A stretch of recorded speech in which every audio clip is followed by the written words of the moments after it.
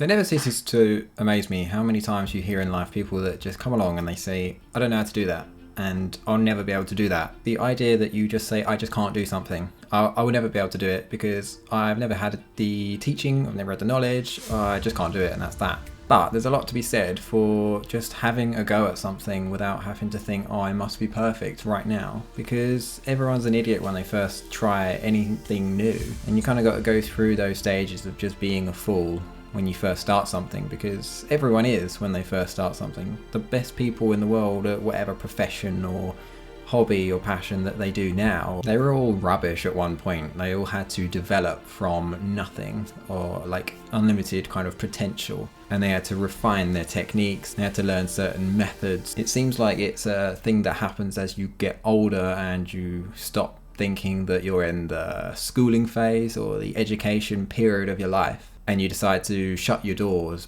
to new knowledge, new ideas. I would say that the younger generations now are a lot more open to those kind of things within reason, because we have a lot of access to information at the moment, and people tend to question things a little bit more than perhaps they used to back in the day, because what was said on the news or what was said by trusted people within society was taken as gospel, really. It's just really important to stress that whatever you want to try in your personal life, in your professional life, you should always have a go at stuff. Like, don't just say, I've never learned it, I'm now, 30, 40, 50, and I'll never be able to do it, because you've got so many years ahead of you where you could really master a skill. Like, I wonder how much suffering people go through in this world just because they feel stuck where they are, or they feel like they're trapped, whether that's some social situation or again like a professional situation where you're stuck in a job, or you're stuck on a career path where you just think, I don't know where the hell I'm going. And you feel like you can't get off that roller coaster of going to repeat the same cycle every day. Of course, the difficulty is when you get those responsibilities, like obviously your mortgages and your family, and you have to look after people. You can't just say, oh, I'm just going to go and pursue my passions and disappear for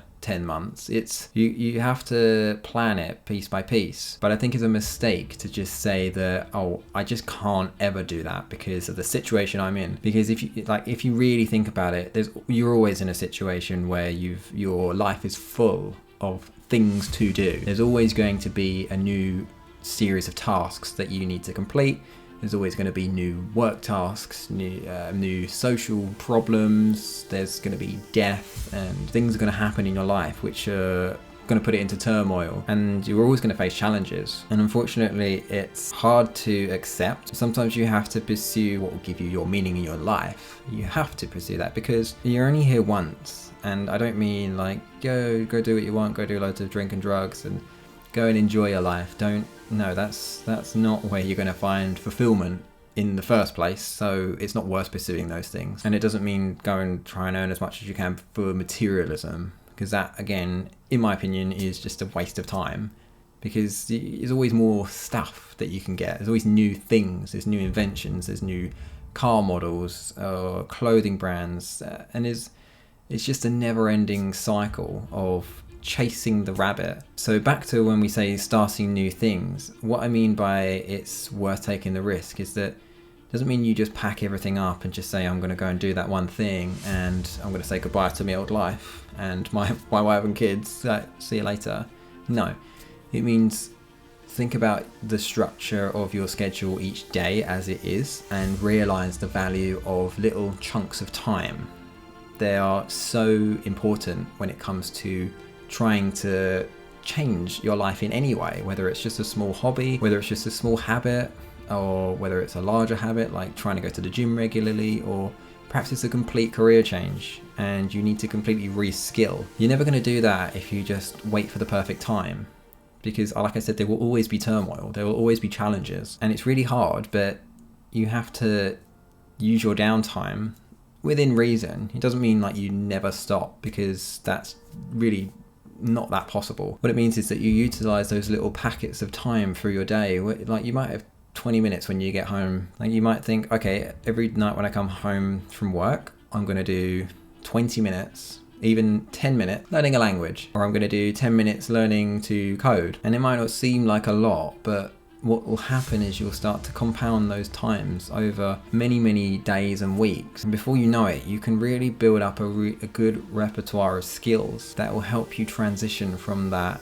point in your life where you don't really like what's going on. You don't like your schedule, you don't like your daily routine. The only way out of that is to utilize those tiny little bits of time that you might have through the day, the 10 minutes here and there, because the reality is you're not going to get suddenly 3 days of the week where you just have all the time in the world to then change where you're going, what direction you're going in. And this is probably for another video, but the idea of having loads of free time might seem like the right thing that you're waiting for, but trust me, unless you've got some very, very strong motivation or some sort of very rigid plan which you're happy to follow every day, more time doesn't necessarily always equate to, or in fact it rarely equates to, more productivity. I heard something for the first time the other day which kind of explains verbally what I mean by that. It's that you will expand your task relative to the amount of time that you have. So you might be able to smash out 500 words of an essay or of a report or some sort of presentation at work maybe that you have to do at home by yourself. You might be able to smash out a big chunk of that within 30 minutes. But say Saturday comes around and you've got 6 hours free. You're going to probably use pretty much all those 6 hours, and you're going to faff around in the middle. You're going to get distracted unless you've got a very rigid plan. And so you'll probably get near enough the same amount of work done, potentially even less, over that 6 hours, because you don't have that pressure of the little time window. There's no motivation to go really hard and fast at something because you think, well, why would I work in the first hour when I've got 5 more? Perhaps I'm going to just watch TV for the first hour. Perhaps I'll just relax here for the first 2 hours and then I'll do it later. It's always later. The problem is that you don't feel different later. You feel the same.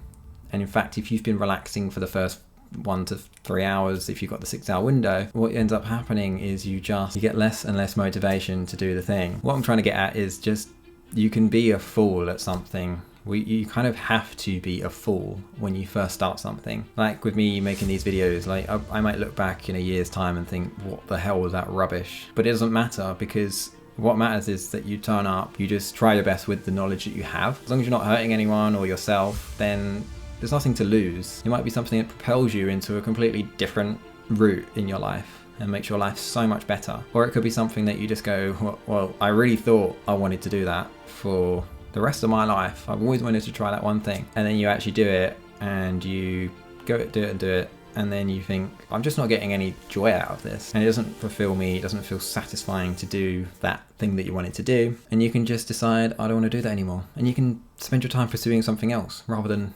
fretting day and night about, I must start this at some point in my life. And then the year goes past and you think, I really still want to try that thing.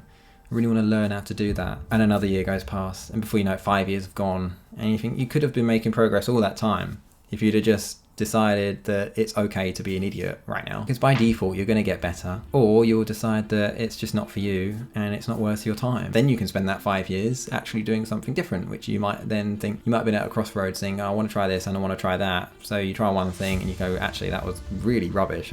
I hate that. And then you go into another path. Then you end up really loving that thing. Like an example, like a shop online where you sell a specific item. Perhaps you really love cats and you want to sell cat-related items, and then you start doing it and you realize actually there is no joy in it, because the reality of a shop is that you're actually spending a lot of time writing online, you're spending a lot of time setting up the adverts, and you realize that it's not exactly about enjoying all the cat-related items. It's actually about running a business. I don't know, then you decide to, I'm going to go into a cat shelter instead. That's where your fulfillment will be.